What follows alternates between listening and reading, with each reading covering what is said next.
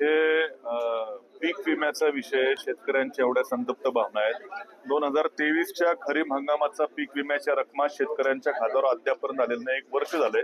पुढचा खरीप हंगामाचा संपेल काही दिवसांनी. अजून मागच्या खरीपाचे पीक विम्याचे पैसे जमा झालेले नाहीत आणि म्हणून या शासनाकडे मागचे शेतकऱ्यांचे पैसे देण्याकरता पैसे नाहीत आणि मात्र पुढच्या घोषणा योजना मात्र मोठ्या थाटामाटामध्ये निवडणुकीला सामोरं जाण्याकरता घोषणा करतायत. पण तर आम्ही 8 दिवसाची मुदत आता तालुका कृषी अधिकाऱ्यांनी दिलेली आहे.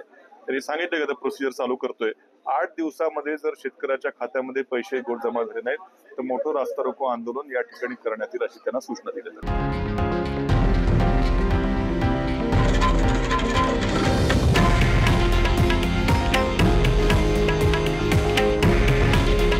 हे आहे देशातील नंबर 1 न्यूज नेटवर्क आणि आपण पाहत आहात TV9 मराठी. काळजी तुमची, हित महाराष्ट्राचं.